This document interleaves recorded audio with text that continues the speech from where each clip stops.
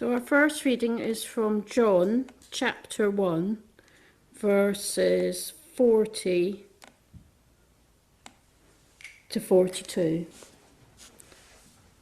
Andrew, Simon Peter's brother, was one of the two who heard what John had said and who had followed Jesus. The first thing Andrew did was to find his brother Simon and tell him, "We have found the Messiah, that is the Christ."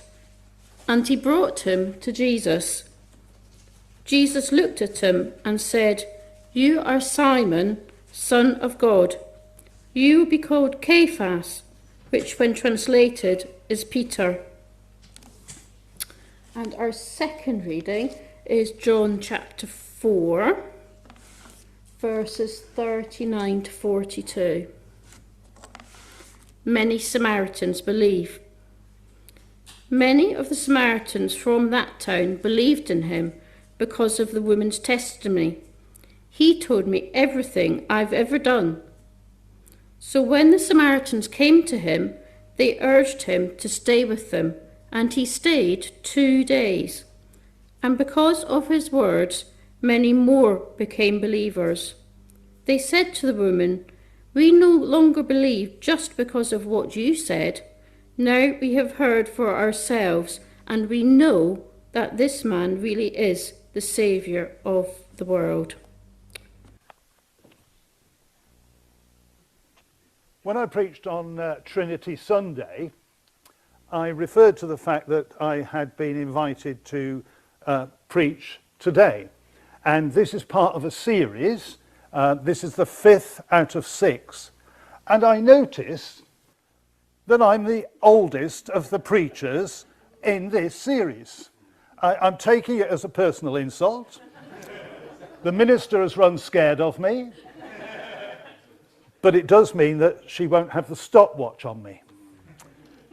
So I wonder why I was chosen to do this week. I kind of want to challenge already the theme, the thinking behind this, because I don't think it's what you think it might mean. I'll come back to that later on. Now, our reading wasn't really those two little itty-bitty bits that we've just had now, although they are very important and they tell us something of what I want to say. I'm now going to tell you what the real reading is for today, and if you can grab a Bible, it might help you. And I want you to turn to the second book in the Bible, in the Old Testament, to the book of Exodus, and our reading is Exodus chapter 2 through to chapter 15. Go. No, I'm going to make it a little easier for you than that. But that was the set reading for today. And then I realized that I actually preached a little bit about Moses, believe it or not, on Trinity Sunday. So job's partly done. So can we have the name Moses up there, please? There he is, right?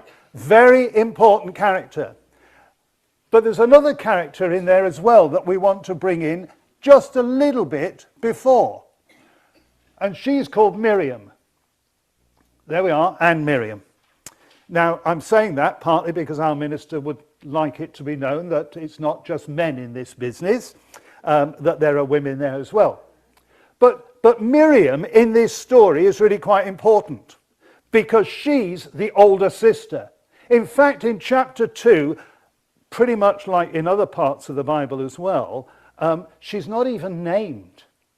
But you know the story, you know how it goes. So let's put the name Moses back up there, and we're going to say, some of you men, when you were young, like when I was young, so that isn't all of you, do you know, I just want to say one thing a minute. When Daniel did his week the other day, he said he felt old, and then he told us he was 34. I've gone off him. That's not true, but there we are. So we've got Moses again. Now, what I was saying about men, when you were young, you had your toy cars, didn't you? Did you make noises to go with the cars? Yeah. I reckon you might well have said the M sound. You go, and so on. So if you feel free to do this when you see any words coming up with the letter M. So, chapter 2, Moses is born, Moses is hidden, Miriam watches, and then when he's picked up by the princess, she arranges a wet nurse. In fact, the wet nurse was his mum. There's one. And then, oh, there we are. Very good, thank you. And then, but Moses is brought up in a palace. So I guess that was majestic. Thank you very much. And he was taught then both Egyptian ways in the palace, but he was also taught Jewish ways through his family that he still had a connection with. So much so that he grew up to be a man. There we are. But one of the first things recorded then about him being a man is that he actually committed a murder. Right. Oh, yes, that was a bit of a sad one, wasn't it? Right. He feels so badly about that and feels that he needs to go on the run that he runs away to a place called Midian. And there he meets this chap with a fine-looking young woman, a daughter, and Moses gets married. Very nice. Right, that's chapter 2. Now let's move on to chapter 3. No, you're not going to be here all day, honestly. Even I couldn't do that. Right, so there, story of the burning bush, which is what I preached about last time. And that's when he was given his mission. Right, he is ideally placed because of his background to be able to represent the Israelites, the Jewish people, to the Egyptian authorities.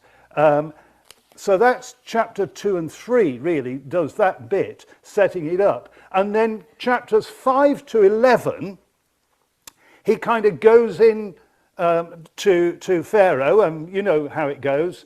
Plague comes, Pharaoh says we'll give in. As soon as the plague goes, and so on. It was all God directing it if you read it all properly. He's kind of mixing it, if you like, with the Pharaoh, the king of the Egyptians. So we've got mixing it with the king there. Really bad, some of that. And it ends up with the story of the first Passover, and we are now going to go to chapters 12 and 14, where Moses makes it, if you like, with the Israelites. The Passover takes place, the very first Passover, the last plague, and so on. He gets all the Israelites with him. They march out of Egypt. The Red Sea parts for them, and they go on into the wilderness. So there you are. You didn't think I could do all those chapters so fast, did you? Chapter 15, they take a breath and they worship. And both Moses and Miriam are leading worship. They're saying, God has brought us out of this slavery, and so on. So the next part is going to be 40 years of training the Israelites how to become a people, a race, if you like, a country. They need to get out of thinking of their ways of being slaves and so on. They need to sort out their independence. They need to sort out how to live together peaceably, how to worship their God peaceably. And Moses, and Miriam is there as well. There are lots of jokes in the Bible. They're not in the Bible. There are lots of jokes about Moses, aren't there? Like that he played tennis because he served in the courts of Pharaoh. I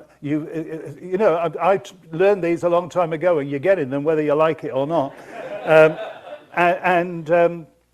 I'm even wearing one today. You can read it afterwards. Poor chap, he lost his hair early on. Did you know that? Because sometimes he wore a wig, and he sometimes seen with hair on, and sometimes he was not. There we are. That's the end of those. I'm not doing any more. But what I want to say to you is that Moses was ideally suited for this mission, and He wasn't too old. In fact, if you read right to the end of it, he lived till he was 120, so he can even outdo Richard. And you know which Richard I mean by that. So I didn't bring a quiz today. I thought we could have done one similar to the one about young people that we had the other week, and I could have had pictures of members of the congregation, and I could have lost a lot of friends very quickly. But I'm not going to do that. I want just to talk to you about not so much age, but the age you are as a Christian, just for a minute or two. You see, when I trained for ministry, there was a chap called Mike amongst them. Mike was somebody who'd been a barrow boy in London.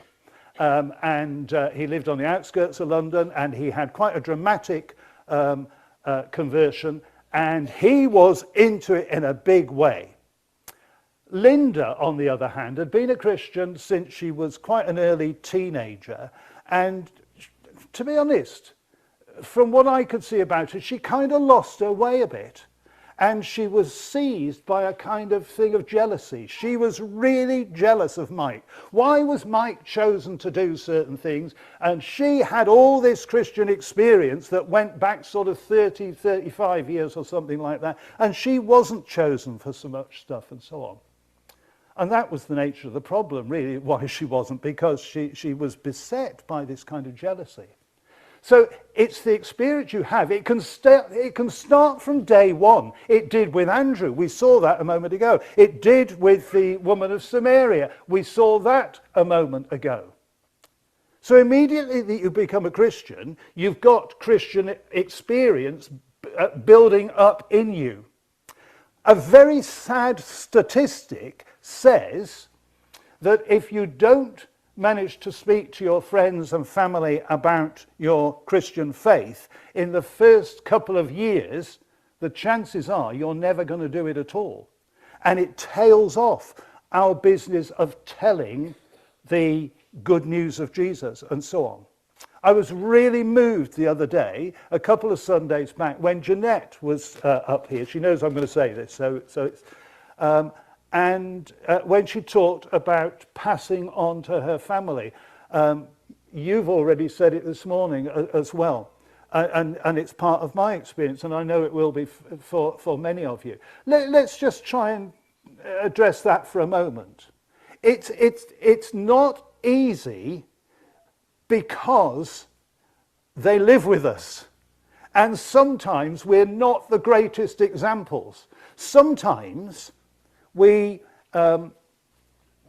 maybe not the best person to lead our own family members to Christ. Maybe a good youth leader, a Sunday school teacher, a friend, or whatever else. In a different context altogether, I'm left-handed, and my parents and one or two other people in the family desperately wanted me to try to learn how to write my name before I went to school. And they didn't succeed. But a little girl who sat next to me in the class when I was just 4 years old, I think I was at that point, called Catherine Barnicoat, I can still remember her name now, she just showed me, and she was right-handed. You see, sometimes we're not the right people. The families are not the right people. So don't beat yourselves up about it too much. The other thing I want to say is this. Free will plays its part in the whole business of becoming a Christian. We can tell somebody as many times as we want. If they're not really listening, if they're not really listening to the Holy Spirit in their lives at that point, they've also got the free choice not to accept what we're going to say. And we must never take that free will away from them. You can guess I'm already going off the point a bit. So poor Linda, her experience wasn't doing very much for her because she got overpowered by this as a younger Christian than me, able to do so much more than I am. So you and I are charged with sharing our faith, with telling others. We've got the picture of 3 cars here. I notice they've been going up. We start off, if you like, as a learner. Then we become a probationer, and then we kind of go it alone. And I'm saying go it alone quite specifically. Because really, if we're going to get anywhere in this Christianity business and the telling of others, telling it to others, our story, we don't go it alone. We've got to pray about it. We've got to be in touch with God. We've got to be able to measure what we're going to say and all the rest of it. And please, don't beat yourselves up too much about your own family. That's what I want to say. Now, so how do we begin to do this? It seems to me that part of it is there's a whole variety of ways. It's not always just speaking, is it? Sometimes it's doing things. I went for an interview once at one of the churches. It was more of an interview than a discussion, which it tends to be nowadays. And it was at a church not far outside of London. And I got a bit huffy at one stage about what they were telling me. Well, they had somebody in to do the youth work that they paid. They had somebody else to do something else that they paid and so on. I'm thinking, why are they doing this? Why are they not doing it themselves? And then it dawned on me that most of them worked in London and they were part of the commuter group of people, and they weren't there in the evenings, or at least not early evenings when you would do a lot of this stuff. So in their case, it was discerning to get the right person to do it and to put some money up front. Now that's true of us. How do you support BMS, for instance? Because that's doing the kind of work we're talking about. I would hope that some of that is with money. I would hope that some of that is with praying and so on. But of course it must not just stop there. So that's a little bit about London. That's a little about missionary work. So we put prayer into things. We put some of our cash into it. We put our talents into stuff. I've had trouble with my shower in the last few weeks, and I had somebody who came out to try and sort it out for me on Thursday morning. And he solved it fairly simply. I've got a thing, a very strange thing really, where there is a pump on the side of the bathroom wall, and a few seconds into your shower you can hear this kind of gulping and so on, and it's dragging water down. That's what it does. Well, it wasn't doing quite so much, and it was sounding much worse than I did just then, and we tried some chemicals down it in case there was stuff down there that hadn't just gone through for some reason. You know, when you've got a wife whose hair is usually much longer than yours is, that's one of the culprits, or it can be. And there was a bit of an issue with this, you see. So he said, let's have a look at this thing. Now, I am the world's least practical man, and he took the lid off it to start with, a kind of framework that goes round it, a white plastic stuff. And then he started fiddling about, and he found the diaphragm, and he found something else. Who knew there'd be a diaphragm in there? But there is. And so on. And then he found about 4 or 5 tiny little pieces of hard white plastic. When somebody else had come to see it some months back, they had had difficulty putting this thing back into place, its cover, and some of the bits fell off. And some of the bits didn't want to go through this diaphragm, and they didn't want to go through a flange type thing that he showed me either, which had now got a couple of holes in it. And of course they hadn't gone through. Hair eventually will go through. Well, you hope it will. And so on. But this would not. So that was the culprit. I would never even have thought of something like that. And it was through somebody else's fault earlier on. But you see, the guy had the experience and the nous to be able to work out what it was. And thank heavens for phones and things like that. So there's our Christian experience, isn't there? We're bound to do this for our younger children. That's why we have young people's work here, and that's why we pray for the children and indeed for the people who work most closely with them week by week. But there's our experience of all sorts of things. Recently, somebody has asked me to talk to somebody who I've not yet met yet. He's a gentleman whose wife has got dementia, and he's struggling a bit. Now, that is a little area of expertise for me to talk to him about this. or really to listen to him about this more than anything. And I'm willing to do that. I'm willing to do that as a human being, but I'm willing to do it because I'm a Christian. And I believe there are lots of things that we can do. Sometimes we want to compartmentalize things too much. So try and have a think this week. What kind of things could I do that perhaps I don't? We went on a church walk once when I was down in Devon. And there were about a dozen of us, something like that. And there was a chap about my age, fairly new. They'd come in, they were a couple, they'd come into the church and so on. And you probably know I talk a bit. And chattering away, suddenly he moved away from me. And we'd been going down a flight of steps. I can't quite remember where we were. It was something to do with Agatha Christie's writing, I think. And he had spotted a woman with a child in a pushchair at the top of the flight of stairs. I have completely zoned out. I'm blinkered about this. And he went off and he helped her and he carried the pushchair down. I think, gosh, how many things like that do I miss? How many things like that could I do?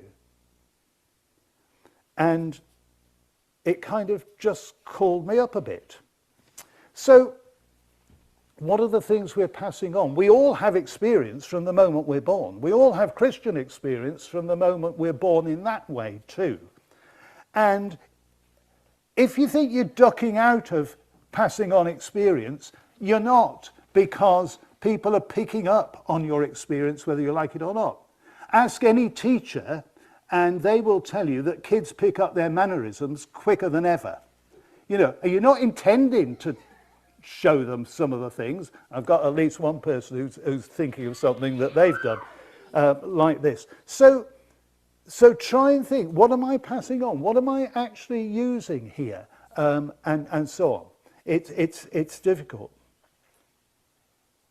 I want to tell you now, because there is something about old people here. I want to tell you about 4 old people very quickly. The first one was called Rhoda. Rhoda was in my church in Leeds. And she lived in a great big tower block. I may have told you this before. And I thought she had a very funny walk because she used to walk like this. And she was a little bit like Charlie Chaplin going along. She was mid-80s and so on. She was so tiny and frail that one day she'd come out of the block of flats. The wind around the blocks of flats goes mad. It had knocked her to the ground and she broke both feet. And she was months and months in hospital with this, and her feet never really properly recovered. So it was not a laughing matter the way she walked. She was a brilliant Christian. She did a number of things that were just marvelous. Some people wouldn't have known about them. Few people knew that she would give me £10 every time I went to see her, however much I tried to refuse, because she knew that theological books were very expensive and I was learning my trade at that point. And so I spoke to Maggie about this. I said, I'm not going to have to keep going to Rhoda so much because every time I go, she won't say no and she wants to give me some money. And eventually the church secretary came to me and said, Alan, you've not been round to see Rhoda recently. And I had to tell her why I was sort of spinning it out and so on. That's not all she did. She was very much sort of at the tail end of life, couldn't do very much and so on. But she did 2 things. She knitted. She had a daughter that worked in one of the big Leeds hospital, whether it was the one on the TV or not now I don't remember, and on the neonatal unit. And she knitted clothes that were actually for dolls. Tiny, tiny little things. And she did that practically all day long, every day, if she didn't have anything else that she was doing and so on. What a lot of prayer went into that. What a lot of goodwill building up on that. I want to tell you about Anne. If you saw Anne, she was 89 at this stage, and she died not long after this. And she looked so frail. She looked almost like a skeleton with the bone, with the skin sort of pulled round it, really.